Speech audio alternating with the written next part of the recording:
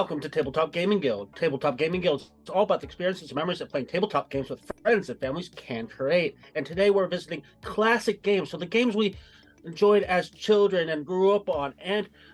But before we get to that, we need to talk about what we have been playing recently. And perhaps we should start with James.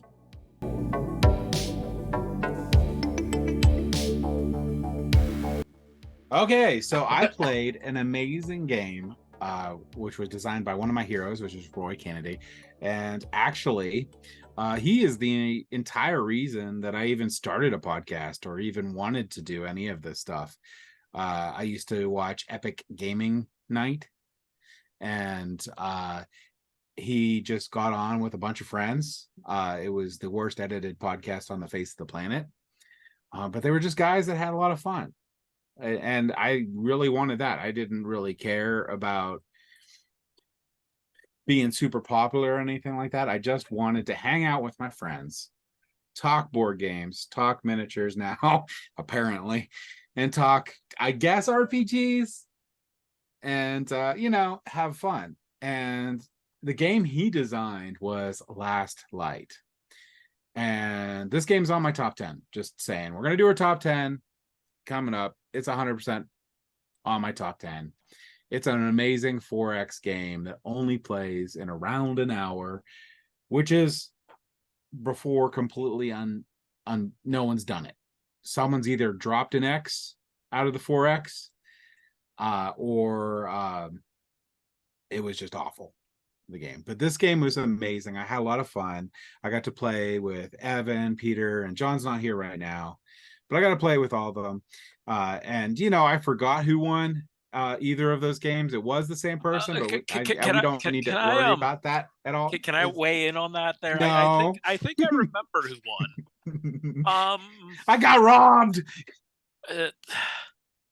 Disclaimer for the game: no matter how tempted you are, they are not lollipops. They will give you a tummy ache. It is not advisable to eat them. Not worth it. Not worth it at all. Yeah, I really, really love that game. It's a rare game that you just think about it after you play. Like, I've been thinking about it constantly, like all the different things that can be done in it. There's several other games out there that are like that, like The Last Kingdom. I want to play The Last Kingdom again. I want my revenge. I just Peter. I love that you want your revenge on me, but I didn't even win. No, I just stopped you from winning. No, and the thing, yeah, pretty much.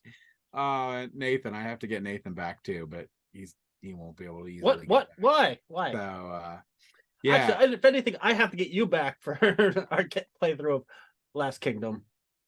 Did I backstab you? I probably did. Oh yeah, you halfway through the game, you literally took me out of the game, and that was like half an hour. I couldn't even take a turn. I like taking people out of the game. That's good. Oh, yeah. So the other game that I played, just real quick, I played Skull. Skull is a really fun, ridiculously simple card game. You only got 4 cards. There's a skull on one side. Everyone simultaneously picks one of the cards, places it face down, and then in turn order, you decide whether you want to place a card down or bid. If you bid, you say a number. That's the number of cards you're going to flip that are flowers and not skulls. But the twist is you have to flip all of yours first. So what makes the game really cool, and you only have to win twice. If you win twice, you automatically win the game. But what makes the game really cool is the bluffing part. Once you get good at the game, I'll have my second card down. I'll say 2, and knowing that hopefully someone outbids me, and then they think my stack is safe because I put a skull on top because I'm evil. And if they flip the skull instead of a flower, they lose the round, and they have to lose a card out of their hand randomly, which could be the skull. But no one knows other than that person what card they lost. So then you got more bluffing. The guy doesn't have the person doesn't have a skull, but they're going to pretend that they do. It's a really fun, very, very simple game. And the last one that I played was A Gift of Tulips. And A Gift of Tulips is actually an incredibly interesting game that is very simple, where you're just draw a card, pick whether you're going to give the tulip card to another player, and depending on which is in first, second, third, and fourth place, which shifts, you might get some points. Keep the card so that whatever tulips end up in first, second, third, or fourth, you can get points on that if you have the most, or place the card in the tableau, and if that one becomes the higher one, it moves up in rank. That's it. You do 2 cards. First one, you do one thing. Second one, you have to do something different. You continue to the deck's end, and the person with the most points wins. But it's a really fun game, and it's very strategic with what you do, giving them, stacking up, which tulips go up to first. Really, really good, lightweight game. All right, so we'll go on to Peter. So, Peter, what were you playing other than getting betrayed by Evan? Well, Evan didn't betray me at all. He murdered you. I'm pretty sure He stole your light from you. Pretty sure I just played terribly, but that's okay. First time playing Last Light, and I really liked it actually quite a bit. Yeah. It's one that I personally wasn't quite getting what I needed to do, probably in the right order of things. So I'll need to play it another time or two, but I liked it enough that I'm willing to do that. I want to look into it more, try to figure it out. It's tough. You play games with you guys, and some of you seem to just really latch on to the mechanism of a game really quickly. And so I don't usually go into most of the gameplays that we have expecting to win. I most of the time just watch you guys play, try to pick up what it is that you're doing, and then also just play as best as possible. But I liked Last Light. I thought it looked nice. The gameplay itself was fun, and obviously the people that I was playing with made it the best. So I really enjoyed that. It helped that Nathan wasn't there. But the other game that I got to play, that we played that night, and I was really excited, was we played through The Crew, which I've owned for a while, but have not been able to really play much. And so having the opportunity to play it with you guys was a lot of fun. Especially as I found out, if you've watched any of the playthroughs, you might realize, like, I am an order of operations person. If the rules say that certain things are supposed to happen in a certain way, I'm a stickler for that. James and Evan and John are horrible at obeying the rules of The Crew. So we cheated so bad. Supposed to be so quiet in this game, and they can't shut up. It was fantastic. It was so much fun. I loved every minute of it. So that was really fun, though. It was good. We only played through 3 or 4 missions. But just as like a nice little filler at the end of the evening after we had played full 2 playthroughs of Last Light.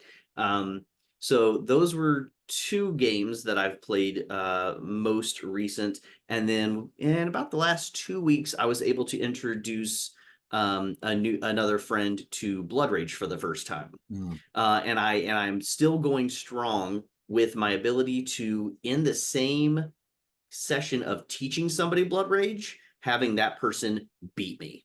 And it's super frustrating and annoying. I'm apparently teaching too well, and I need to back off that a little bit. But no, that was fun. And I just found out the other day, he liked it so much, he got it for Christmas. Oh, that's awesome. So he got that, and he got Dune Imperium, which he's a big fan of as well. Yeah, Dune Imperium's amazing. So those are the games that I've been playing most recent. Nothing other than Last Light, nothing new to me. But Last Light was good. I liked it quite a bit, and I'm glad James got the opportunity to introduce us to it, and I didn't have to pay for it, because it's another expensive game, but it's good. Yeah. What about you, Evan? So I will concur that I got to play Last Light, dominated both games because I am absolutely amazing. John got backstabbed. It was fantastic. So glorious. Yeah. Glorious. I also will concur. I enjoy when James pays for the games and has them, because then I don't have to pay for the games. And it is fantastic that I now have my collection based around of, well, if James has it, I don't need to get it. So I my pocketbook thanks you for that. But yeah, last night I don't really have too much more to say other than what you guys have said. It was really fun. I enjoyed that. Then we played the crew for a little bit.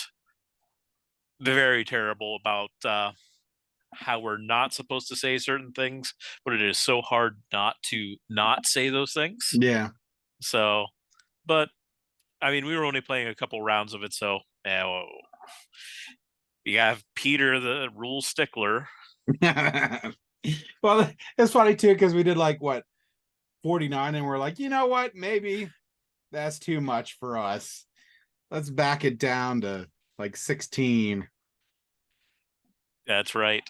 So that was fun. It's always fun. I like to use that game as a filler. I've taught that game to a lot of people, and Yeah, you sit down and let them drive the game, and next thing you know, you're 10, 12 missions in, they want to keep going. So it's always good when that happens. Beyond that, the only other game I got this at time of this recording, we're just past Christmas time, but I have a new Christmas tradition game to play with the family, and we had such a good time doing it. And it was just released. And why is the name not the Christmas story? No. The Why is Christmas. the name has just eluded The me, Christmas. and It was the Christmas story. It is above me, and I can't look at it. It's like I have a magic Santa's box. Workshop. There we go. Santa's Workshop. That's right. Yes. I can't believe I forgot the name of it. But it is such a cute game. It takes place a little bit before Christmas, and your elves that you're trying to work and get all the toys ready for Christmas. It's a very basic worker placement game. It actually harbors some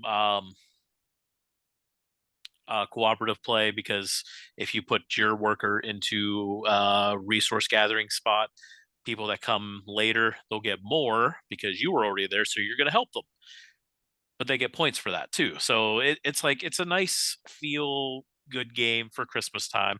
What's really awesome is the basic side of the game is designed for 5 to 6 year olds to play, so you can get that with a lower age children to play, and they're always going to enjoy doing that. My 6-year-old picked it up.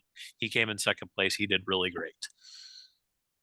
You can flip the board over, flip over the player mats, and you have a more advanced version of the game. That's cool.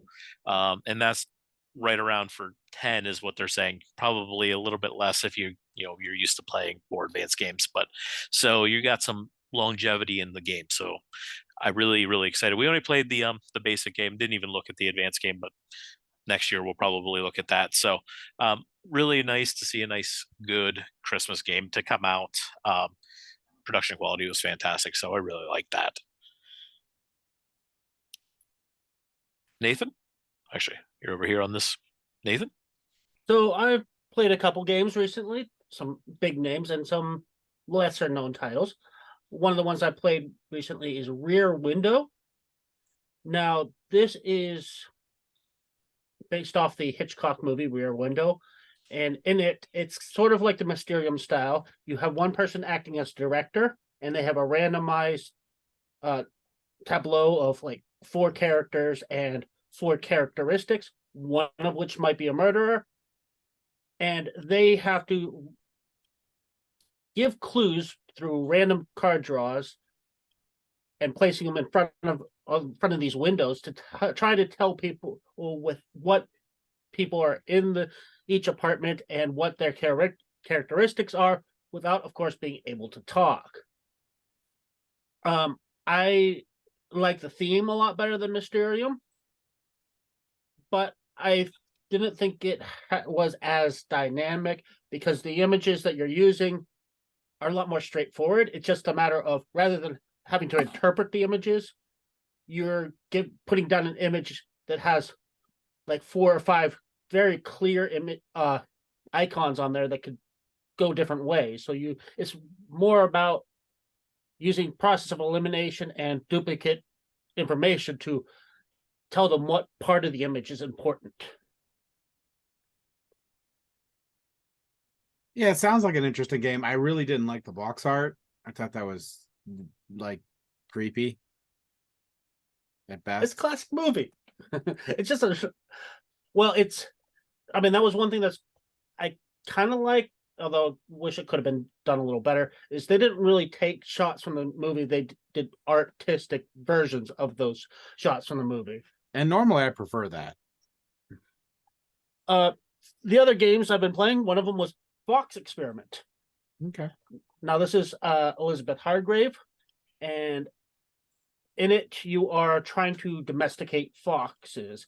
You're basically getting parent foxes. You're drafting these foxes to get, and these will determine how many dice you get for different color traits, whether it's friendly ears, friendly bark, fluffy tail, so forth. And once you've drafted your parents, gotten your dice, you're rolling those, and you are filling up like a dry erase sheet to say how many of each trait this pup has. And so there's drafting, there's a little bit of dice luck, but you can mitigate that in a couple different ways. If you do poorly, you get wild dice, and you can do upgrades to give you more wild dice or give you more goals to go for, or various things to mitigate it. It's a really fun, lighthearted game, and the dry erase gives you a couple little things that are a lot of fun. Obviously, makes it a little bit more interactive with the game because it's going to change, and you're changing how many dice a card has because you have to put the card you used out for other people to draft. It also means you can name your pups, which is surprisingly fun. It seems like it's such a trivial thing that most people would bother with, but when you get into it, it's actually quite fun because a lot of people do like pun names and silly things. After that, I played Apiary. I just got this in, and I've been playing. I played a lot of it back to back. It is really a lot of fun. It is a game of bees in space. Bees in space. I was trying to resist the urge to say that. I just do what I want. Yeah. But it's worker placement, and you can either place a worker or draw back all your workers. But when you draw back your workers or they get bumped, they become stronger workers for future turns. And one of the things that really makes it a strong game is it's so many paths to victory. It's completely point salad. Everything gets you points, and everything seems like a valid path. You can go for your heavy exploration or heavy harvesting, or you can go for making the queen happy. There's just so many options, and it's such a lot of fun. I'm definitely going to be talking about this a lot more in the future. Yeah, I really, really want to play that game. I haven't got the game. You brought it over, and we didn't have enough time. No, he was too busy beating us at Last Light twice. That's true too. I don't think he's complaining too hard. No.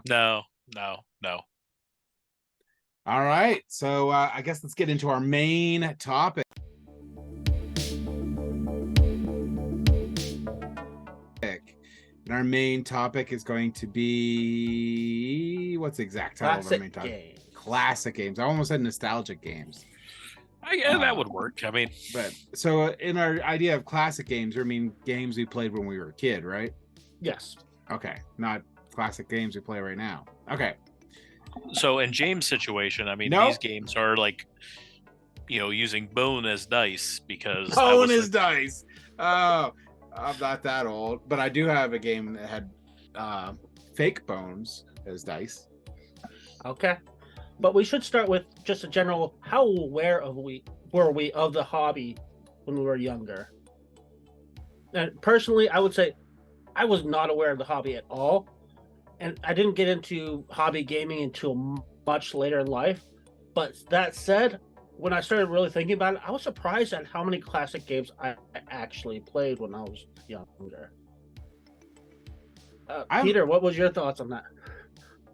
Yeah, so I would say the same. Like I played games, obviously as a kid.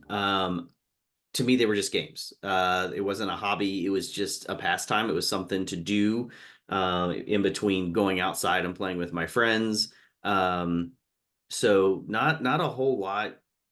It just didn't cross my brain, obviously as a kid, that this was something that I would do forever, or or Yeah. going forward. And there was a kind of a period of time where I don't remember playing many board games. For me as a kid, board games just kind of came up every so often. It wasn't like I had a favorite game and I just had to get it to the table and play it with my friends all the time. That wouldn't happen until probably about college age for me. So as a kid, not very aware at all of the hobby. Yeah. I actually don't think there was a board game hobby per se when I was a kid at all, at least that was even recognizable, until probably mid to late 90s. At the time, I think, well, before that, so let's go back down. I mean, there's a couple things that actually propelled the board game hobby in general into mid to late 90s. You probably guess what some of them are. But earlier on, board games themselves, there was a strong miniature base out there. A lot of people were playing war games.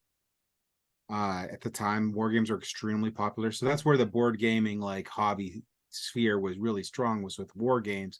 People would get them in and play all sorts of different GMT games, all sorts, and there was a plethora of them.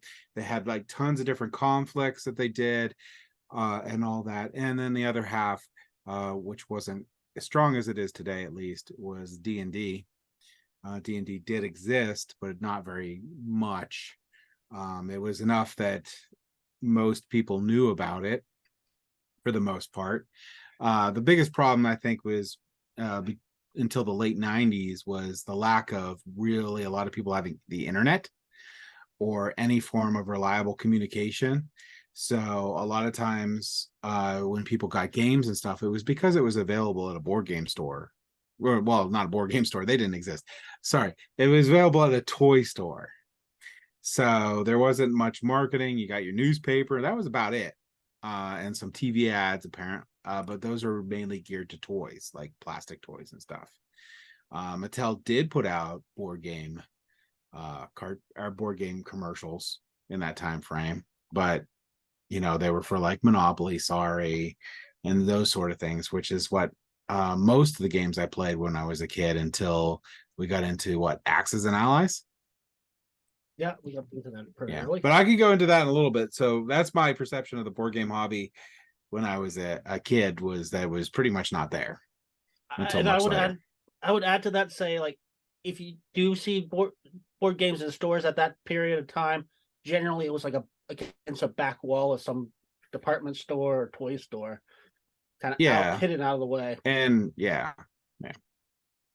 or they were one of the stores that they sold games, but most of the games were like little wooden puzzles, like little athletic things that you could do, or dexterity stuff. But yeah, Peter So being like 14, he didn't have to deal with all this stuff. He had computers. I mean, yeah. I'm trying to think. I grew up with the birth of computer. Well, the birth of Yeah, commercial I computers. think I think we got our first computer in the house maybe when I was like 16 or Oh my 17. gosh! So I have an acknowledgement of board games in general, but that was because of a lot of things that actually James mentioned. My dad was really big into playing the Avalon Hill war games, Mm-hmm. so there was a very large collection, and he still has. He's given them to me, and I'm like, I don't have space for them, so they can stay at your house for now or ever. Yeah. And Um, those, some of those are super valuable. They used to come in magazines too. People bought wargaming mhm. magazines and they had campaigns and stuff inside them. Yeah, you would get like War Game Illustrator or something like that, and it would Yeah. have like little like mini games in there. Like you would get it would 4 pages for the scenario, and you would get 2 counter sheets, and that would be part of what you got with it. Um, so I knew that they existed, but at that time when growing up, like I wasn't allowed to play with them. So like I never got the experience of playing any of that stuff. And likewise, also my dad played first edition D&D when it came out in '79. So like also not playing it. So, but I knew it existed. The problem D&D had is that when it hit that mid '80s, then there was that whole demonization of the game that did it Every time no I rolled favors. a dice, it was a 6. I remember that. That got crazy. But yeah. Yeah, that did it no favors at that time frame. So like it was hard for it to gain traction there. So that definitely stopped its growth at that time. But yeah, beyond that, like the games that I ended up playing for a little while in that area would have been like Monopoly and Life, because that was the common Yeah. thing that I think growing up, almost every house probably had copies of that. Or And that that was the games that you horrible played. game, Mousetrap. That thing just needs to not exist. I actually never played that game. You just build this thing that doesn't work. I That's was gonna say, basically what it is. I never played it right. I know that. Like, yeah, pretty much just devolve into just messing with the game itself. Yeah, I don't think But many people there was a actually couple games played I the Build remembered It. Which um, ones? that we ended up getting and playing, and we'll talk about later. But there's some good memories with some of those older games, and some of them have come back around. There's a couple that haven't, and I would kind of be interested into either retrying to find a copy, or hopefully maybe one day they would come back around. But Well, we'll get to into those that in a bit. Yeah, we'll get to this in a bit. So we gotta go to Peter. Peter, what was the board game? Or did you already answer? I don't think you did. What's the Yeah. question again here? What Peter was the answered. board? Oh, he did? Okay, so Nathan answered. Everyone Yeah, answered. everyone Yeah. talked about their I knew awareness this. I of did. the hobby. I do that. Yeah. Yep. On top of things, I am. All right. All right. So what was the let's go ahead and go. What was the first game that really drew your imagination? It's okay. I will completely judge you if it's a mass market game, but it's still okay. It's your game that really said, hey, this was a lot of fun, and got you into doing or playing that game and got you excited about games in general. Well, so I'm gonna jump out here because I was going back to thinking like the earliest memories that I have of playing a game, and not just for filling time, but playing it because I wanted to get better at it. And playing it a lot for a period of time. And the main thing that stuck out to me was, I think we were in, I want to say, fourth or fifth grade, and everyone in my class at school, I went to a real small school, but everybody in the class, quite a few of us, really got into chess all of a sudden. Okay. And I'm not sure who, I don't know, I'm not sure if one of the other classmates started it. It wasn't really anything that was led by teachers that I can remember. But there were a few of them that were really, really into it. And then some of the others of us just kind of like, oh, well, what is this game? And having them show us how to play it. So that's probably one of the earlier memories that I have of a game, like you're saying there, James, capturing my attention. Really enjoying the idea of just the fact that these pieces all move in very specific ways. And at that point, starting a very long life of just losing at chess, because I'm not good at it. But it was something that really captured my attention and had me thinking a lot. And we played a ton of chess for at least a year or two in elementary school. So I think that's probably one of the earliest games that I can remember. There were other activity games that I definitely played younger. And I will also throw out, I think I'm the youngest in this group. I'm not 100% sure. I think Evan and I are pretty close. I think we're same age or like within Yeah. 6 months or something Yeah, like yeah, that. we're pretty close. So like the first activity game that I was thinking about today as I was thinking about games was like Hungry Hippos Yeah, or Crossfire. or Crossfire. Absolutely. I definitely had a Oh, that Crossfire commercial. board. Yeah. So those to me those lean more towards toys than Yeah, they're games. toys. Crossfire for sure, more of a toy. Hungry Hippos as well. But definitely for me, I think that first game that captured me was probably chess.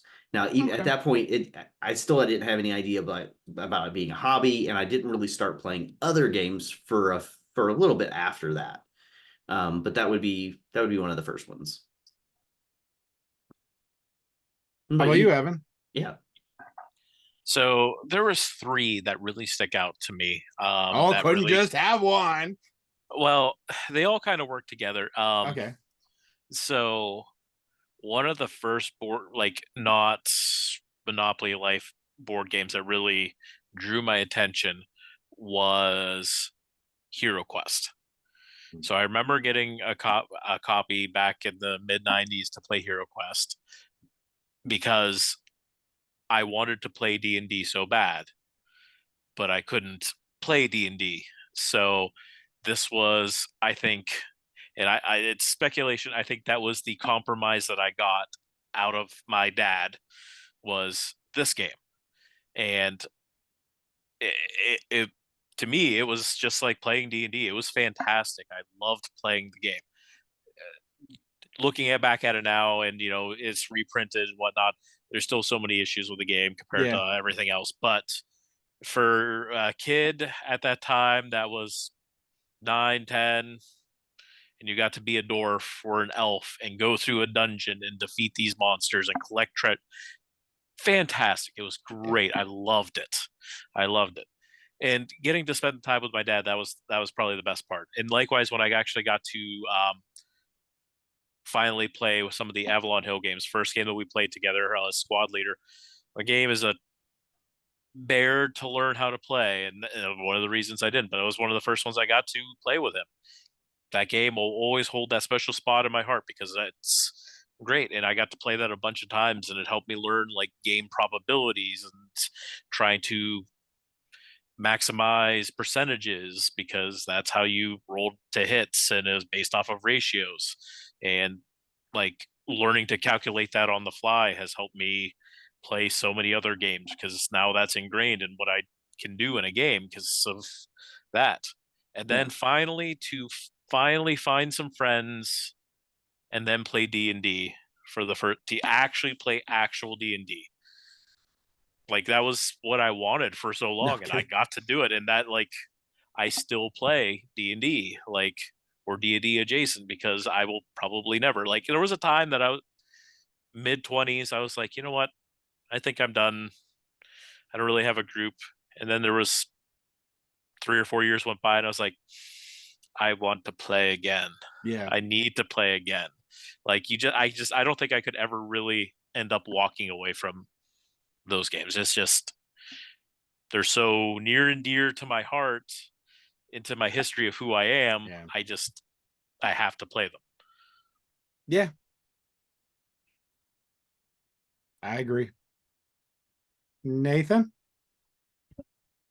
Hero Quest definitely was a big one, but well before that, there was 2 that I. You're not very loud. Oh, sorry. So, well, Hero Quest. You can't hear me? I'll go while Nathan works on his audio. Yeah, I was gonna say issues. you got really, All really right. quiet. So for me, it actually started with Axes and Allies first. I would play Risk, Sorry, Monopoly, and actually enjoyed Monopoly out of those 3 the most. But then Axes and Allies came around, and I was like, oh my god, these other games are complete trash. And I played so much Axes and Allies, it was insane. And then we got Shogun, and we played so much of Shogun, and it was insane. And then we got Hero Quest, and I was like, this is the greatest. We played it to destruction. Like everything's destroyed in that game. And it is a awful game if you look back at it, but it was wonderful for me as a kid when you have very little options. I mean, your mentor was called Mentor. I mean, they had no imagination whatsoever in Hero Quest, but I had so much fun playing it. You get those ice spells, you got all this cool stuff because they had all these expansions that I got. I think it was Ames at the time. I got them from Ames. Pretty sure it wasn't Kmart because or Hills. It was Hills. I got it from Hills because I remember Hills went out of business and I got the expansion, the last American expansion, super cheap. When they went under, it was Hills, yeah, in our area. But yeah, I really love those games. Those games really got me into the hobby, and then something came along later that I'll talk about that destroyed the hobby for me up until almost recently. Completely obliterated the hobby for me, where I didn't play any board games whatsoever. I'm pretty Those sure are the dark years. They're pretty much the dark years. But that's funny. We'll go ahead and let Nathan try to talk. Okay, hopefully you can hear me now. It's still really muted from it. Sounds like you're super far away from your microphone. I'm wondering if it changed my mic. One second. Probably. Yeah, that's what I'm thinking. Technical difficulties of the technical nature. Put the technical difficulties across the filling screen. in time because I don't feel like editing. Seriously. Yeah. Hey, Mike. Oh, Really, you cannot hear me? Seriously. We can hear you. Yeah, we can hear you, just not well. Yeah. You sound like you're across the room. Right. We're running away from Evan's gaming prowess. Okay, can you hear me now? Yeah, thank the Yeah, Lord. there we go. Yes. Okay. Now we can move along with Nathan's. That's good. So, okay, Nathan, what about your childhood? So, okay, moving on. hey, so Hero Quest was obviously a big one for me, but much earlier than that, there was two myth games that I really did enjoy at the time. One of them was Sequence. Stratego. No, I hate Stratego. I know, I did that on purpose. Sequence was an amazing game. Keep going. So Sequence, when we first played this, it wasn't a published game.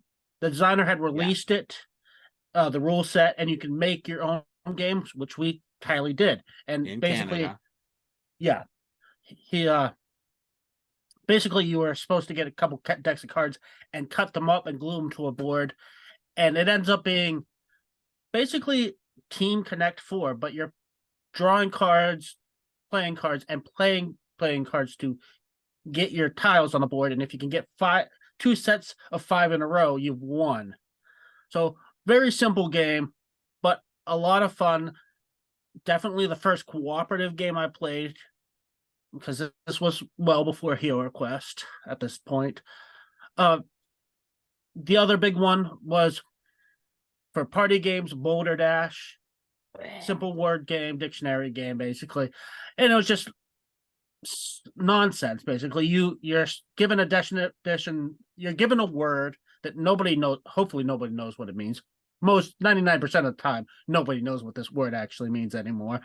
And you're supposed to write down a definition, and then you randomize those, and somebody reads them off, and they tend to be pretty absurd. And often the most insane meaning for the word is often the correct one. Yeah. Too bad. I wish I had it like nearby so I could just give you an example, but this is old, antiquated words that went out of use like hundreds of years ago sometimes. But those are the two games I grew up with or played early on in life. I will mention I did love when I was a kid playing trick-taking games. That translates into forever. I love trick-taking games. We played so many games of Hearts and Ming and everything, and they were all bloodthirsty games of like relatives wanting, we just went at it. Like they were serious trick-taking games.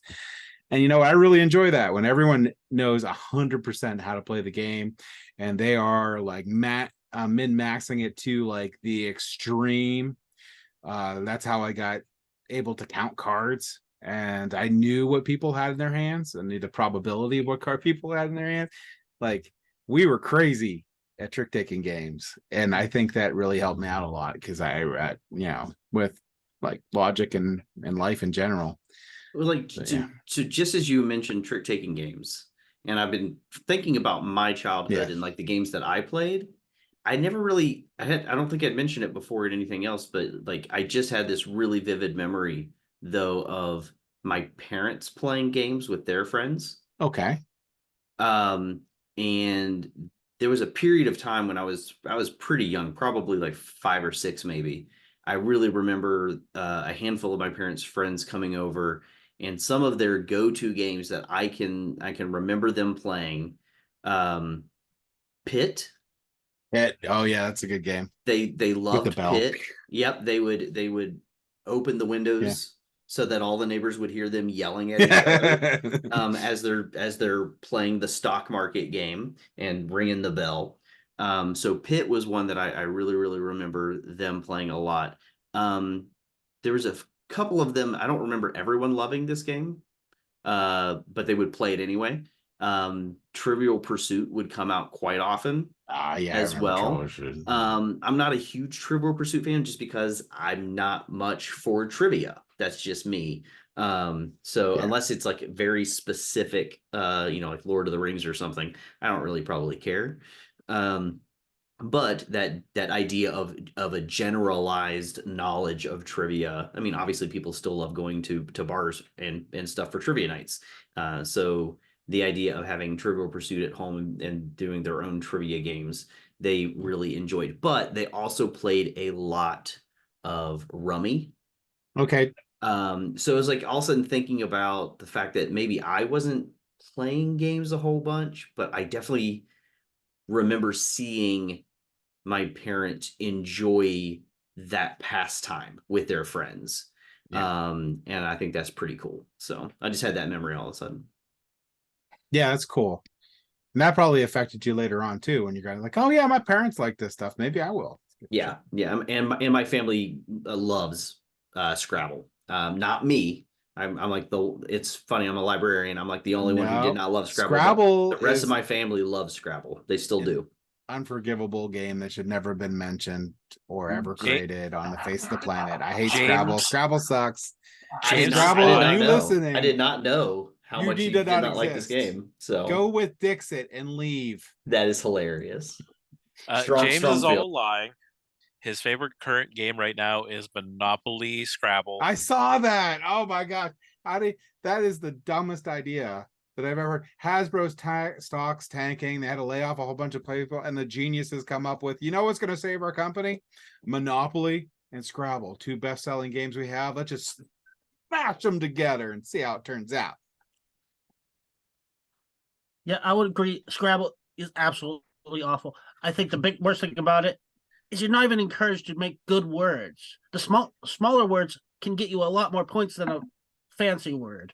In fact, I learned one a of the lot things of words that start with Q.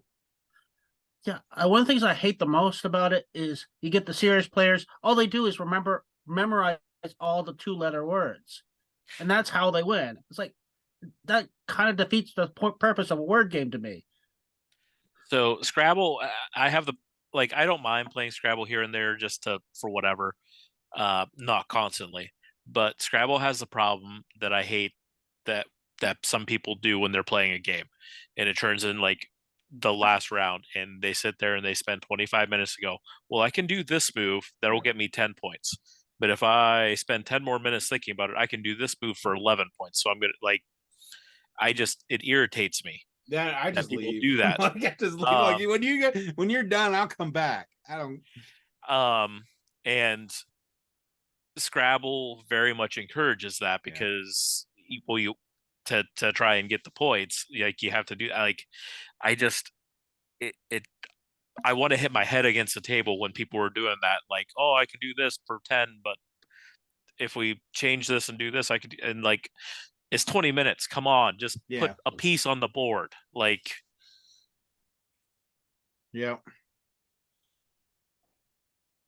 Okay, so enough Scrabble hating. Scrabble's the worst. You Join us have next week started for a our game of Scrabble. fire. Yeah, so enough of that Scrabble hating. So was there any like, so for me, I had a defining moment that got me sort of out of the hobby, and then I went back into the hobby. Probably not until, I don't even know, like 2018, 2016. One thing just dominated my life. So did you guys have anything where you got in for your childhood games? You did life happened.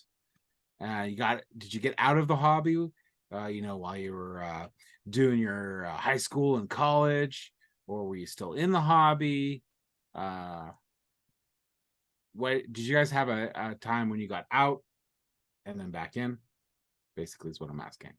Yeah, so again, having only just really recently, I guess the closest I would have gotten to getting into the hobby would have been, like I had said earlier, maybe around my college years. I had a group of friends who were getting together and decided to start playing games on a regular basis. The guy who was hosting at his house really enjoyed games. Some of them pretty decent games, some of them not great. But we were just hanging out, having a good time. It was less about the game, and it was more just about the friends who were hanging out. But the game that really started me wanting to know more about games that I was introduced to at this group, which I've talked about ad nauseum on this show, is Betrayal at House on the Hill. That is where Okay. that started. It started with that group, and we would play it. I mean, we'd get together just about every Sunday evening, and Betrayal constantly showed up at the table. And so I really enjoyed that. I then left. I moved away from home, and I actually moved up here for graduate school. And so when I did that, I lost those weekly game days. And so I didn't bring gaming with me. My other hobbies, reading books, watching a lot of movies and TV, took up most of my time when I wasn't doing school stuff. And it wasn't until I got the job that I have now and met one of the dads bringing his kids to story time that I got back into the hobby. And that happened through Dungeons and Dragons, not board games. So there was a period of time, and for me, it wasn't something specific to do with the games that pulled me out of it, but it was the fact that I lost that group of friends. Yeah. I lost that weekly get together, because I've obviously noticed that most of the people that I form pretty close relationships with tend to be people who like hanging out and playing games. Yeah. They're not all the exact same type of games, but that's something that we all seem to have in common, which has been pretty cool. So yeah, a little period of time there where I wasn't playing much of anything, and that was probably for I'd say probably 5 or so years, between leaving for graduate school and then meeting this individual at the library. So yeah, 5 or 6 years probably. I'm interested to hear James's story though. Mine will be last. Okay, that'll be last. Anybody Evan, else? do you have anything? Period of time? So once I got started playing D&D and all the games and stuff, I played pretty solidly all through high school, the little bit that I was in college, through that, and even after that. John on our channel, I have been friends with John since I was a wee lad of like 15, and like we played so much D&D, Magic, board games, all sorts of stuff. But came out of the hobby, like, and like I ended up living with John for I think a year or two. So like it was constant, like playing games and all sorts of stuff. And then life kind of happened. Yeah. And I got out of playing a lot of stuff and doing a lot of things for a good 4 or 5 years, I think. And then it just got to a point that I really started getting back into doing games and board games and stuff like that when I met up with a couple guys that live in Butler. Not you guys, actually a different subsect of guys that There's no other people in Butler. actually a lot of them play a lot of the miniature games and stuff like that I play a lot now, that kind of drew me back into the hobby, got me back into playing D&D and all that stuff. It just like started going again, and then COVID happened, and then I ended up stuck with you guys. So you have only fed into my addictions. You are enablers, and I always need my gaming fixes, and I'll never get better. Good. That is very good. That is how it should be. So, Nathan. Well, before we go on to what I want to talk about, I want to note that I just got a pop-up talking about being addicted to games that Peter is now playing Shards of I saw that too. I was going to bring it up next. Ah, yes. You made Busted. it. Calling me out right here on this show. Yeah, I saw that Turn pop it, up. I'll turn it off. Turn it off. Oh man, you guys are funny. That is a good game. That's a good Yes, game. it is. It's just don't even have to think about it. Yeah, no. That's a So- sign of an addict. We're talking Uh-huh. about board games while It's he's like, sitting secretly playing board games. Apparently not secret enough. no. I gotta, That's I gotta remember to turn off that notification. next time Peter will be sneaky. Peter, what do you think about that? I'll tell you after my turn. Well, that's the cool thing about that app. Super easy just to pull it yeah. up and get going. Yeah, then you could just talk or whatever, Mm-hmm. and then pay attention to it when you want to. Yep. Not that I'm promoting it. All right. So who was actually talking? So I was. Nathan. So when I was younger, I really didn't get into games a whole lot. We played here and there. It was more for just when we're at home with the family. We couldn't go outside for whatever reasons. Wasn't anything on TV. We only had a couple channels, so what usually wasn't anything on TV. Oh yeah, there wasn't cable when I was a kid. There you go, we- Peter. There you go, Evan. There was not cable. Cable Hey, did not I exist. remember when we got a cable box, and that was a big thing. So Oh, cable was out of the reach for most people for a very long time, but yeah, it did come out. But what really killed it was when I went to high school. James had just gotten married. I went to Germany with my parents, and James stayed behind. And so I was more interested in going out, going to concerts, doing stupid things, getting in trouble. And I was almost never home. I usually didn't get home till like 3:00. I'm not promoting that, saying that's a good thing. You probably shouldn't be doing that. It wasn't healthy. You should sleep more than 2-3 hours a night. But, after high school, actually, it was towards the end of my college before I started getting to gaming seriously. I started with Catan, which a lot of people did. And then I got into better games after that. All right, so for me, there was one game that destroyed them all And Dan's not here to talk about it either. and destroyed everything. So I played Alpha for a long time, and that was Magic the Gathering. I played Alpha, I played Beta. I was buying them out of gas stations because that's where it was sold primarily in the beginning. And then I found a comic book shop, which was NDC, I think, at the other mall, and I bought it from there. And I pretty much played Magic the Gathering through high school. And then Magic the Gathering collapsed. It disintegrated and fell apart. No one played it anymore. The values of the cards plummeted to basically being worthless. And video games. Video games were awesome. I played so many video games in between that and probably 2016, 18. So I went all that time with no board games, no card games, other than like when I met my family and stuff like that. That was it.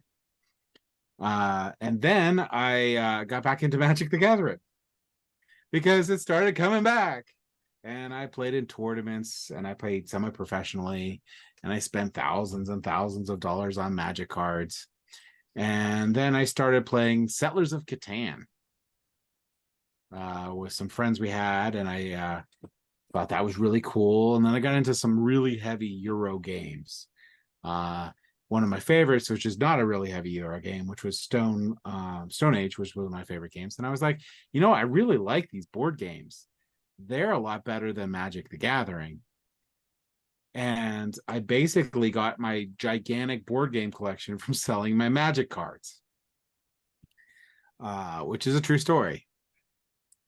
And then I got into the board game I found the Dice Tower. I found Epic Gaming Night, which I listen to all the time.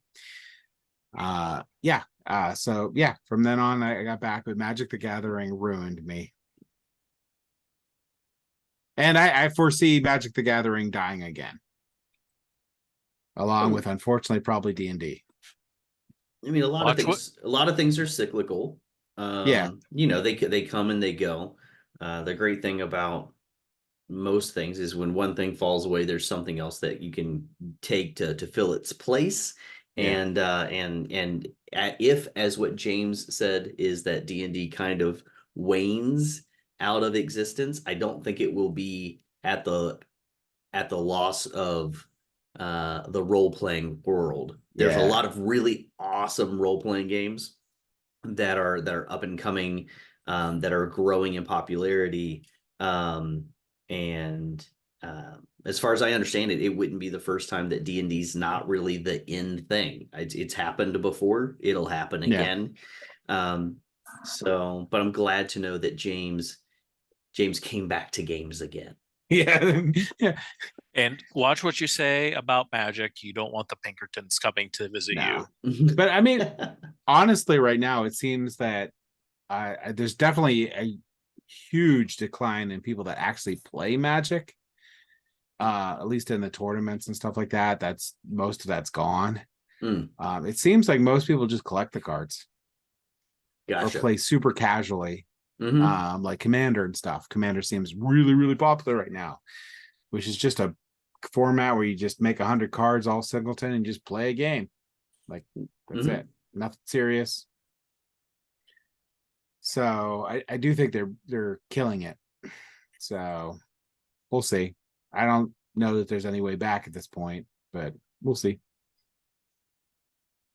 All right, nostalgia. Let's keep the nostalgia roll going. All right, what's your idea? We want to talk about for nostalgia.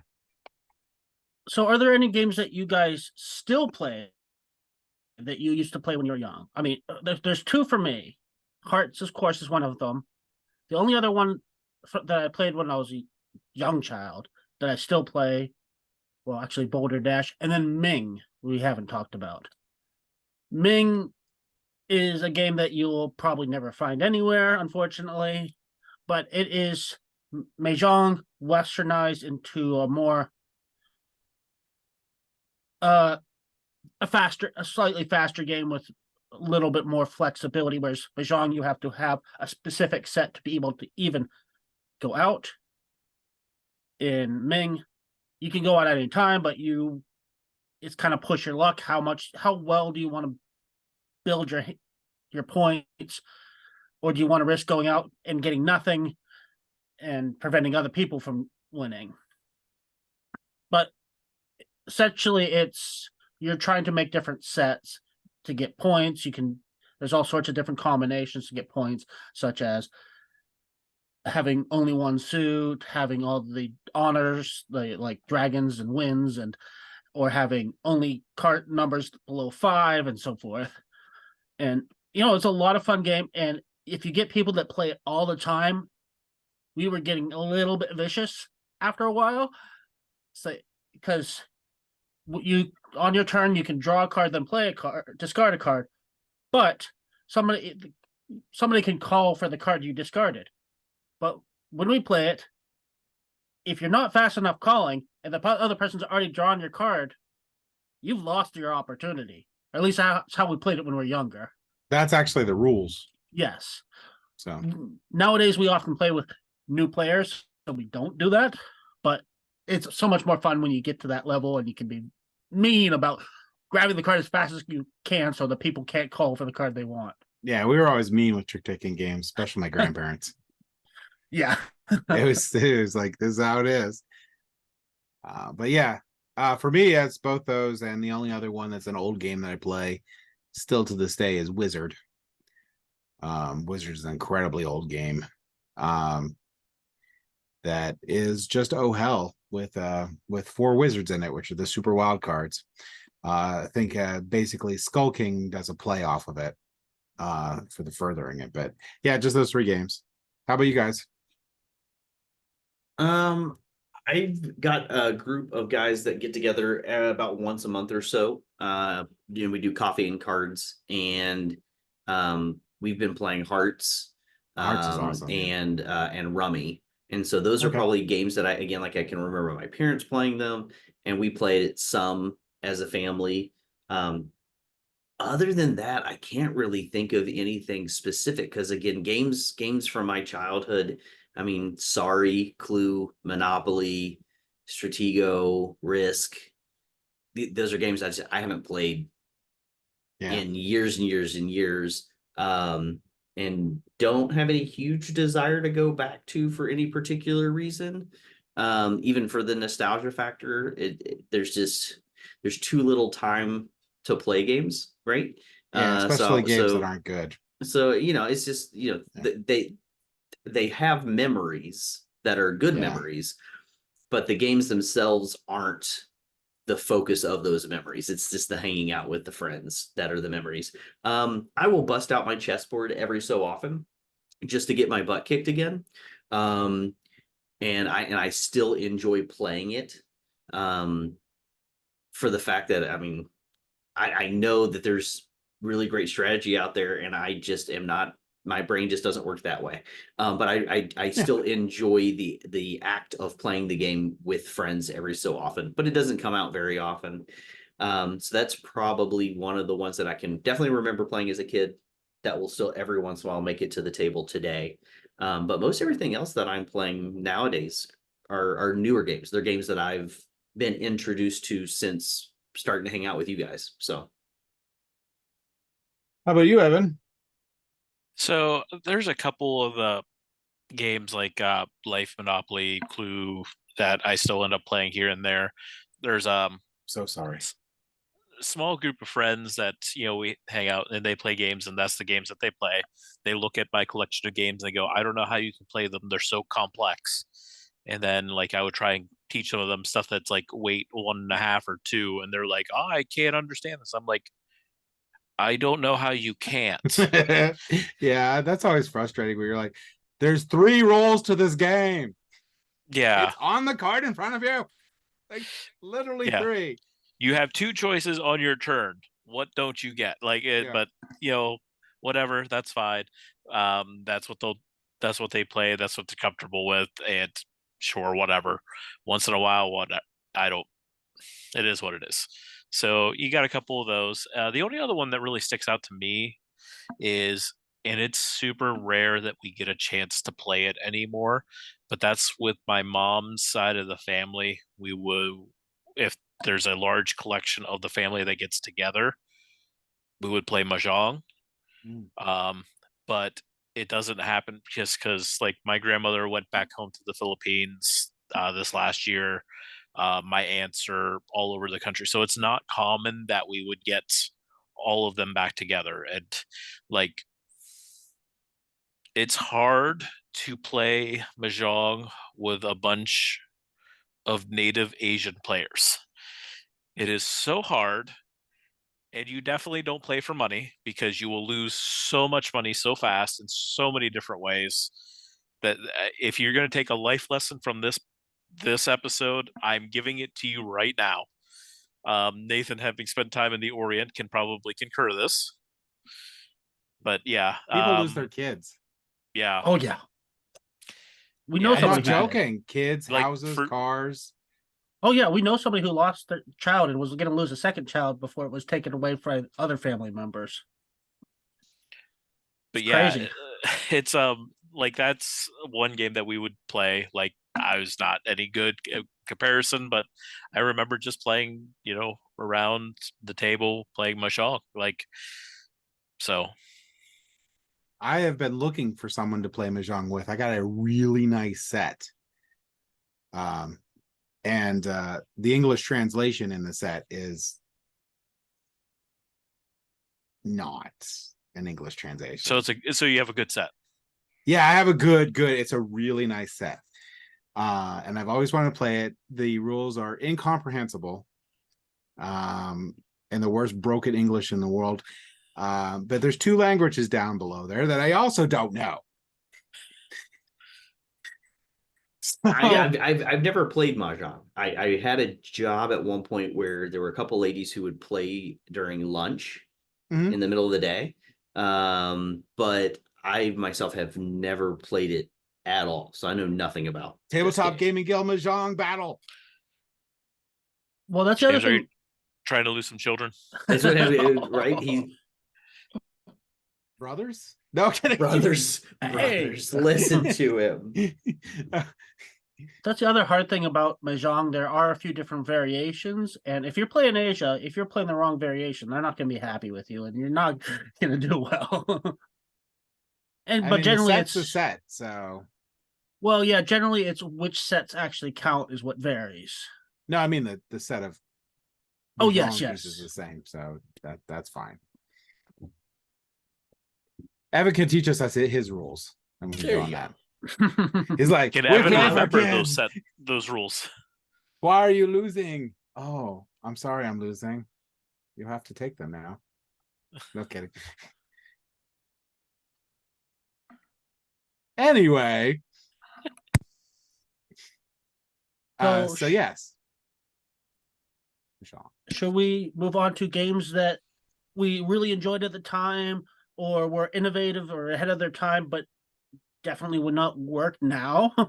I don't have many of those, so I don't know if you guys have any. I mean, the games like I wouldn't consider Axis and Allies or Hero Quest innovative too much. Maybe a little bit. But that's why I So- kept it broad. So it's like games that you enjoyed at the time as well count. But I got one. Okay. And this game popped in.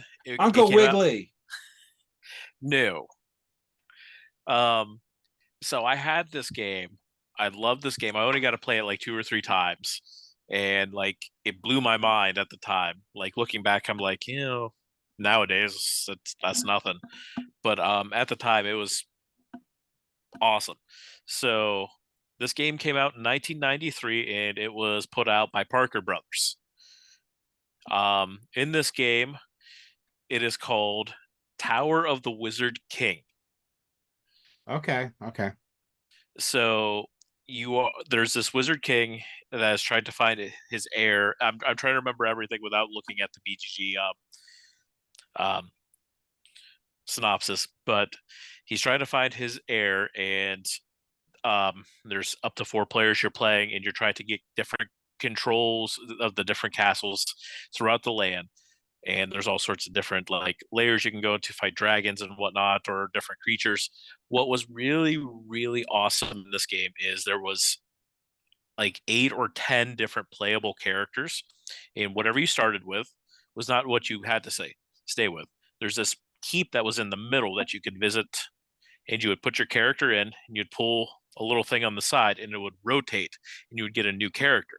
And certain characters were better against other things and weak against other things. But that was the coolest thing in the world. I'm the soldier now, and it looks like I'm fighting undead or something like that. I need to be something else, so I'd throw it into the keep and turn it, and I'm now the elf. For 1993, fantastic, absolutely great. 2023, Yeah. ooh, I think this would be a cool game that restoration games would get a hold of and do something really awesome with the whole concept and put a really cool spin with it. But I just remember the couple of times we played it, I was like, holy crap, this is awesome. Yeah, that's fair enough. I never got to play Dark Tower when I was a kid. That was probably one I would have loved. But again, it was lack of information, and all he really had was what was at the store that's near you. So I never Peter, did knew you of have Dark one? Tower till it like re-released. yeah, Yeah. me either. All the people at work were like, I love Dark Tower. I even have like 2 copies. I'm like, what? They're all from Ohio, apparently. Ohio had better games when we were kids. They didn't send them to PA.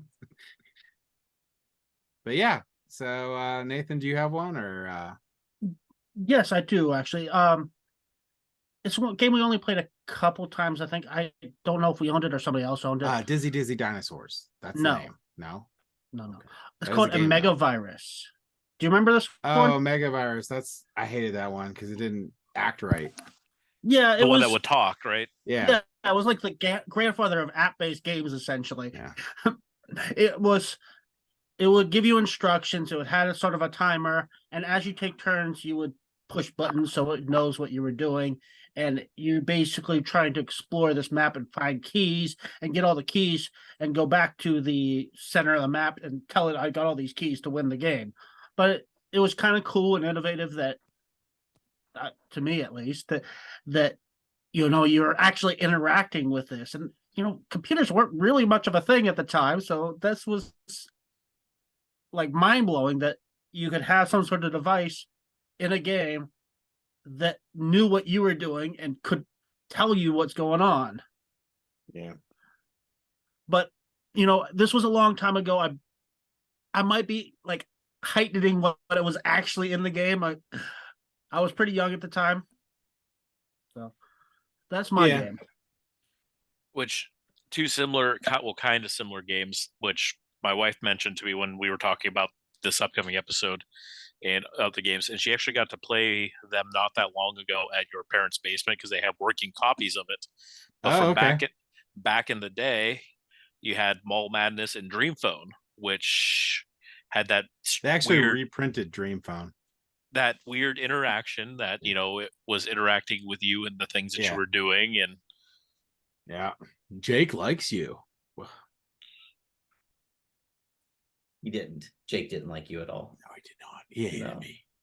I was gonna say, so going way back to a game that's not really a game, but for pure nostalgia purposes, we've got a very young niece, who is in the like, I don't know, 3-year-old range, and pure nostalgia. My wife picked up a copy of Pretty Princess for her. Okay. And I can remember being the one boy in my family having to play Pretty Princess a fair few times growing up. And now having played it again at the age of 38 with my niece, there was fun being had there. This is not a great game. There's not really a game even happening. But watching her put on the jewelry or handing us our little pieces of jewelry as we played, just the act of playing with her was a lot of fun. So is me and my wife and her and my sister-in-law and her husband, and just a fun time. And so you sit there and think, man, there's some really cruddy games out there. But you're having fun. But you're having fun, right? Yeah. And so, like, looking back on the games that I played a bunch, even at the time, I can't say that I loved them. But they were what my friends wanted to play, and we were hanging out. So, like, I played a crap ton of Risk. Never loved it. I didn't. I don't think. Again, I'm not trying not to think about it as I think about it now. I don't think I could have pinpointed why I didn't like it much when I was younger. But again, I don't know that I knew that, because I was just accepting the game on its terms, right? Like, here's the game, here are the rules, and if you play the game as the rules say, then it should be enjoyable. And I played it and I had a good time with my friends, but looking back on it, I'm like, it wasn't the game so much. But right, I played a lot of Risk. and at the time, had a good time. Yeah. So, but yeah, so I can't think of any games though that I played then that I would want to play now, and it makes me start to wonder if I'm still playing games as heavily in 20 years from now. What are the games that I really love now that I might not look so highly upon when Yeah. I look back? I mean, it just depends on where the hobby goes and what happens with games between now and then. And who knows, maybe there won't be a huge shift to happen, but it makes me think about that possibility and what's going to happen to the day, James, that I look back at this nice big box of Blood Rage and wonder, No. is there ever going to be a day that I'm like, I don't know why I like that I game know so Blood Rage much. 2 is coming out Well, yeah, someday. someday That might we'll do see. it. Nah, we'll see. In a perfect world, that should happen. Right. So we'll see what happens, but it does make me think about that a little bit every once in a while about what are the games that are really gonna stick with me, and the ones that I look back on and actually I'm like, oh yeah, no, I just really do love that game. So Well, I Risk, did think good. I was gonna say Risk is an interesting example they brought up because it's a game that's they've actually tweaked it to improve the rules. It's like when we were first, the early editions were pretty broken rule sets. But if we, having played it, the early edition, went and played it, we'd probably still be doing the early rules, so it'd still be an awful game. And it's not that great a game, anyways, even with the corrected rules. But yeah, I remember it's like, oh, in one turn you can sweep the entire map. It's like that's not how it's played now. So, one game I just thought of that was it's actually really good, which had a neat mechanic that I don't know if it was before GMT came up with the mechanic. So I don't know if they stole it or not, but they probably did it. And that was Battle Masters. Battle Masters actually uses what is called the command and color system. So Battle Masters uses the system where you can do your left flank, you could do your middle flank, you could do your right flank, you could do all your forces, or you could do specific units. Most of the cards are specific units. Some of them are all, but some of them are field based. Yes, sort of. It's randomized which units you're moving. You're not doing flanks, but yeah, as the cards draw for your units, you get to play them. Oh, there's like right infantry, left infantry. For Battle Masters? For Battle Masters, yeah. You couldn't do all in some of the cards. Oh, it was certain types of infantry rather than left and right. That too. I don't know. You have the game. You could yes, just I get have the game. There was no left right. Either way, it was the early command and color system. So, and then GMT came out with command and color system, which I think was after, which is the same thing. Units. Some of the units can only move in specific battlefield formations, or some just the unit type. But yeah, so that game still good. The cannon's stupid, but it's still good. You either insanely awesome with the cannon because you cheated, or you lose the cannon the first turn. Yeah, the cannon was funny. You have little cannon tiles that you flip, but if the first one you flipped was an explosion, you lost your cannon. Yeah. And Battle Lore, which is a more modern version of it, is one that I really wanted to play because it's similar in a lot of respects. So yeah, that was one for me.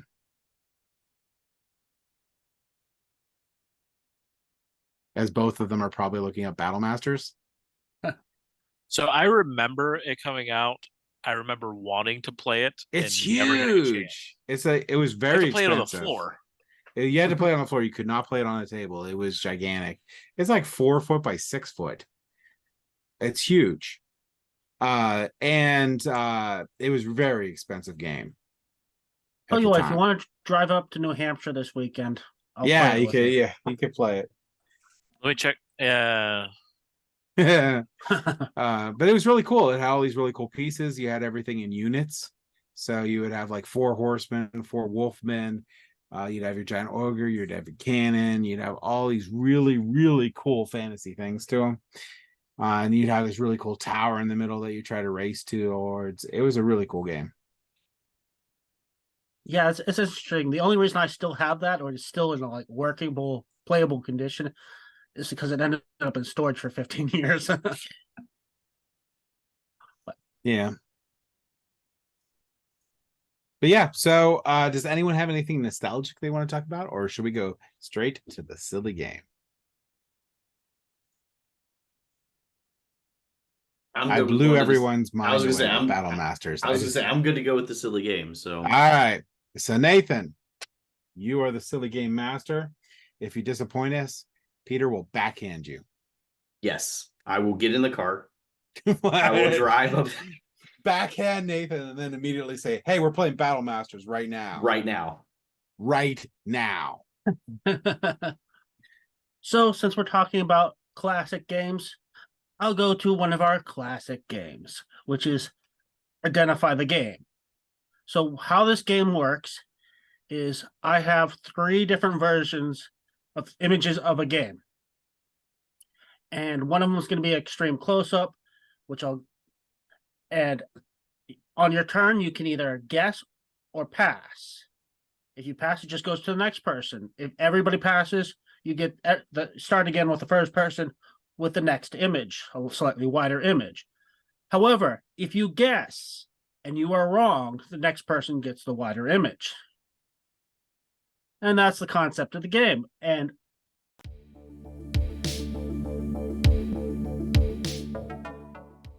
Evan, can you identify what this game is from this picture? Or do you want to pass? So, as the cool kids say, hell to the nah, can I get this?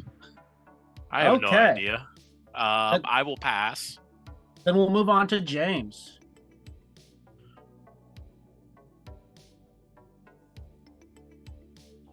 Who's apparently distracted. No, I was cheating. Oh, hey. James is just looking up, like he said, all the games that Nathan has recently unboxed. Yeah, I have the list. I'm like, He's got it's the gonna be list, one of yeah. them.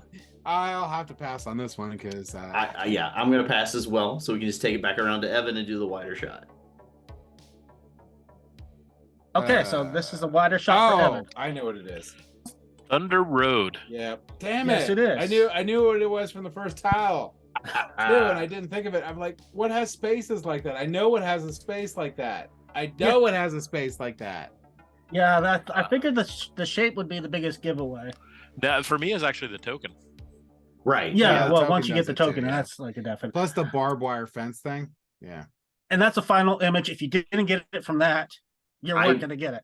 Yeah, exactly. And I might not have. Were you on the So, playthrough? No, Playthrough for I did. I was not on that I was- playthrough. I wasn't either, but I did get to play it at Nathan's house. Yeah, Okay. It's a great game. That was not a great playthrough because the mod was not good. Okay, gotcha. All right, so that's going to be a point for Evan. Yes, and the next one's going to start with James. What? James, can you identify this game, or do you want to pass? Oh, it's a dual layer board, I think. Mm-hmm. Is it bad that I know? You know what it is. I'm 90% sure. Oh, that's awesome. No. That's exciting. Dang. It's gonna be another point for Evan, James. It's gonna be another point for Evan if you don't get it. Okay, Peter, No, I don't know. I have no clue. are you passing? Yeah. Okay, Evan, what is it? Smartphone. It is smartphone. Oh, I haven't played smartphone. Oh, that's. That was the next I image. still don't know what it is. And the last image. I still don't know what it is. There I you haven't go. played smartphone. Okay, I so- wanted. Did I play smartphone with you guys? I think I might. I have didn't played, get to play it. I think I might have played it with you guys, but I can't remember. Did we play it on tabletop? I think we did. I think Hey, did we at can one play. point. I have a copy of it. We can play it. I don't remember liking it much personally, but I really enjoyed. I just got Mobile Markets, which is the sequel card Okay. game one. I haven't played that one yet. So, anyways, the next one is for Peter. okay. Peter, can you identify this what game? the heck? Hey, okay, so there's a sword So there. so there's a wetware. there's a sword in the upper right hand corner. I might have to move my pictures of you guys. And it looks a little old timey too. It Like it's does. some It sort looks of map. it looks like an old tea-stained map is what it looks like for sure. Yeah. Where are you seeing a sword? I don't see a sword at all. I see people's feet. It's right. I can't they're- even show you. It's like it's right in there. It's like a. It looks like a sword tip. So there are people's feet. It's the only there thing gray are there. there's a red and white and maybe a green cube. Oh my and there's gosh! some it's Roman not a numerals. cube. I know what this game is. I think. Yeah, what I is was this gonna say if you guys game? don't get this one, it's gonna be bad. I I know don't what this know that game I'm is. going to. Have I know what played? this game I is. think I know this, but I'm not I'm next. confident. I'm next. Shush. I'm next. No. No, Evan's Evan's gonna be next. next after Evan's Peter. after me. I had the thing Ah. on the way that I had people's pictures. It looked like a sword tip. But anyway, okay. So Peter. Peter, I think I'm gonna have to pass because I still don't. Yeah, I don't know. All right. Evan. So I'm 50-50 on this, but that's not confident enough for me to say for sure. So I'm gonna let James be wrong, and then that I'm should. not going to be wrong though. Okay, so And James, now that it what went is to it? me, my brain kind of went blank. Oh crap! It's the game that is the sandbox party game. Oh my gosh, why did my brain go blank? It's the one. Oh shit! Oh wow! It's. I know what it is. What is the game called? Then say it if you know what it is. I do know what it is. Oh no, my brain died. Oh no, Evan, it's the one I traded to you for Nemesis. You're just telling everybody what it is. I know, but I can't remember the name. Why can I not remember the name of this game? Well, I'm gonna have to push you for an answer. Okay, so Nathan, have I mentioned I like your beard? And this is a sandbox pirate game that we got to play together with the little cool James, ships that you. James, just because I like you, I'll give you a hint. Okay. When you're cold, you will. Oh God. Okay, my brain shut down. Okay, I'm I just think we gonna gotta move drink on. this alcoholic drink. I think we gotta move on to Peter at this point. But Peter, you're gonna get the wider shot because everybody passed. Yeah. I already know what the game is.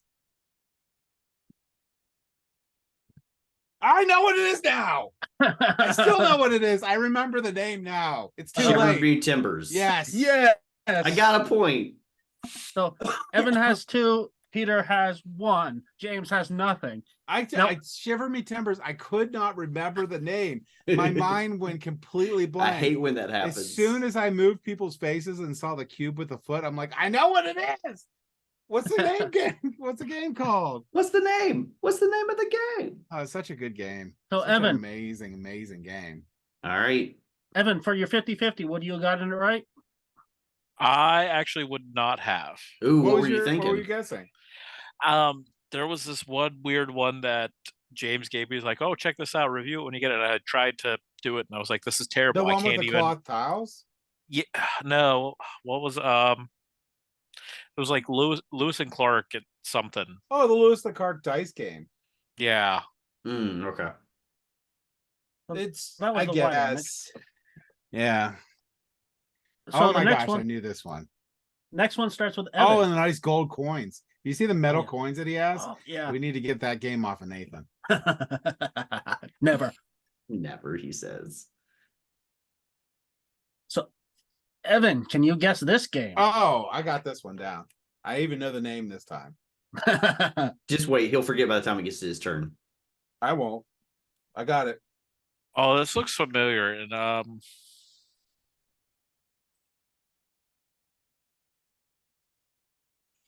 I am not telling you anything. I gave you a hint. He gave you a You're really good winning. hint. He gave you such a good hint. It I gave know, me the but answer. I know what it is. I'll give you one hint then. Your parents' basement. Okay. That's a good hint. What? Yeah, it's a Max good versus hint. Minions. It is. Yeah. Because Jen, who owns your parents' basement, Mhm. helped design that game, or was Really? in with the playtesting or something. I can't remember, but yeah, That's awesome. it is an amazing game. Have you got to play it, Evan? Yeah, we did a play 1 or 2 scenarios in online. How about you, Peter? I don't think I have. I don't know. Oh, you I wouldn't think remember. I think I you would remember, love it. but you guys have talked about it a lot over the last couple of Yeah, years. I so- got it over there. We could definitely Mhm. play it sometime. Okay. Be with giving my hint to him. Yeah, you guys always talk about the quality of the Oh man, it's pieces and still stuff. Yeah, you the can most see it on this gorgeous picture. Oh game yeah, I they have. look awesome. Fully painted. That's painted Yes. from them. Oh, The big minis come painted. they come Yes. painted. Yes. Yep, and all these regular minis, which are super awesome Yeah. cast, are all washed. That's awesome. Yep. So And the And game is not that expensive for all of that. it Yep. retailed for $70. Oh wow. But everyone was complaining, but like, oh, the game, we couldn't make a game like this. I'm like, I know you can't. I got it now. All right. Nathan. Okay, James, this one's going to be yours. Can you identify this? Mansions of Madness. Yes, it is. Oh wow. Dang. I played the game enough. I don't even So many times. so many times. As soon as I Holy saw cannoli. as soon as I saw that tile, I was like, Mansions of Madness. Plus the Mansions horrible of carpet. Madness is not a real game.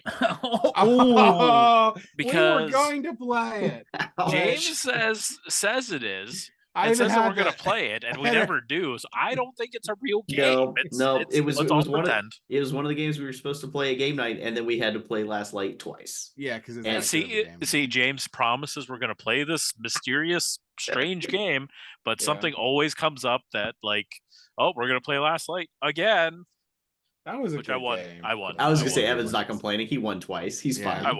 I won. That's fine. I still only have a half of this game painted.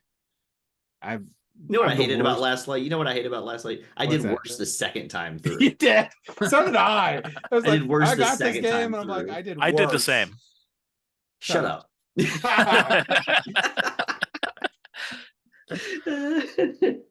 Well, that put James on the board, so we're going to move on to Peter's. All right. Oh, okay. I feel like I should actually know this one. I'm reasonably confident I know what this one is. I'm This not. is one you may not have played yet. I'm pretty sure none of you played. Well, some of You you don't think haven't I played it? That Well, I'm if I'm not, sure. if I was gonna say if I've not played it, then I'm not gonna know it. Well- So I'm gonna go ahead and pass. Actually, I'll pass. So after me, it goes to Yeah, it's going to Evan. Evan. No Yeah. longer This is sure well I know known what this game enough. is. You should know it. Should I? I think I need a little bit more. So All right, he's Okay. passed it to Pass. James. I James. thought I know what it was, but apparently I don't. So I'm gonna hit pass. Oh wow. Okay. Okay, so Peter gets the wider view. There's some stronger hints in this one. I'm going with apiary. The Google. Okay. Yes, it is apiary. Yeah, it's got Yes. bees on. It's got a bee on it. Yep. It does have a B on it. Oh, Peter. And the last one is going to kind of maybe give Yeah, it away. that would definitely get it away So- right there for sure. So you know what I was thinking when I first saw it was Euphoria. Yes, that's what I was thinking of. Right, because it's a Stonemaier game. A lot of the stuff same stays kind of about the iconography. Yeah, the iconography the is only a thing that little was- similar. throwing me off was the pink was a little more floral. Right. Yeah, but And I couldn't think of Euphoria at all, but I've played that one. And when you said I Right. don't think any of you've played it, I was like, oh shoot. Okay. Yeah, as soon as he said that, I'm like, well, my guess is wrong. Yeah. So, Yeah. I liked Uh, Euphoria. That was a tough one for me, but I enjoyed it. yeah. The expansion makes it even nicer. Okay. Now, I know Uh, Evan said he's played this, but I don't know if he's gotten to the table yet. I, mean, he I owns own it. it. He owns I it, but own he it. hasn't That's- played that- it yet. It's still in shrink. Yep. That's funny. Okay. There's a honey pot right there. All right. So I've got 2. Evan's got 2. James has got 1. Evan's got Really? 3. Oh, James 3. has got 1. Okay. Peter has 2. All right. Much gotcha. like Last Light, I'm winning. He is winning. And we're on to Evan's turn. Oh man, he might get it right out of the gate. I'm little not blurry. getting it right out of the gate. You all have definitely played Oh. this one. Wait, we- what? We have? I'm We've pretty sure all everybody played was on this playthrough. Has played it. This is probably the Interesting. day that I wasn't there. I mean, it's I'm on gonna- why- TTS. You really can't see anything on TTS. I'm gonna I did give you an pass. obscure part of the game. You gave me an obscure part of the game. Well, the image is of not necessarily the center of the board or anything. I'm gonna pass and see if maybe James? bigger. Well, I mean, you at the edge of the board, you can see the wood of your Yeah, you table can see there. the table there. So I don't know. Pass. I'm obviously winning. I'm Wait, gonna, no, yeah, it was Peter. yeah, I'm gonna Peter? pass it. I'm gonna pass as well. Back to Evan. This is unfair. You might be able to get it from this one, but you guys might have to go to the Are very you image. sure I was here for this playthrough? I'm not sure, but I think you were. Pass again. That's not. Bloody Okay. heck. I don't. James? The dice should tell me what it is. Because I remember dice pretty easily, and I do not remember this game. I do not remember. Pass. Peter? All right, so James passed as well. I'm going with Fox Experiment. It is Fox Experiment. I did not play Fox Experiment. No, I did James- not play. Oh. James was not there. Evan, were you there? I was not. So who else? I know I played it. Evan played it, and John was there. Maybe Dan. Dan might have been there for that one because we had 4 people play it for the playthrough. I think. But the game looks awesome, so it's a game I want to play. But I didn't realize you guys weren't on it. I don't remember that well things. It's fine. So- it's fine. It's fine. so that now you chose Peter one that and only I had Evan are played. tied. Peter and Evan It's are very tied. rare that I'm the only person who's like, oh yeah, I played that, and nobody else has. So I think we're on to James to start. Sure. Give me Is another this- Manchester Man. Oh, that's Crokinole. It is Crokinole. I thought yeah, you for might sure. Yep. I got 2. get that. Okay, so Peter, for you to Okay. take the lead. Okay. Oh, James knows it, I think. yeah, I do. If it makes it to James, he's gonna tie everybody. It'll be all 3-way tie. So many words. Well, shoot. I don't think it's right, but I'm just gonna guess the crew anyways. It is the crew. Oh, nice. It's the black cards or the black shuttle. I thought it might be, but I wasn't 100% sure. Yeah. And Nathan's thumb. And Nathan's thumb. Okay, so we got to give Evan a chance to tie it up. Wait, that was James started with that, or no? No, that Oh, was Peter did. Yeah, I Peter started with that one. So it's Evan, and I think one of you guys will know this one right away. You are overconfident in our abilities, I think. It's not you.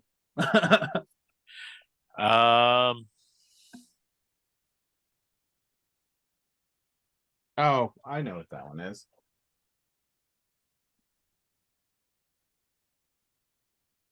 But I No, forgot the name of the game now. Okay, I'm James. gonna have to pass it. Betrayal House on the Hill? Yes, it is. Okay.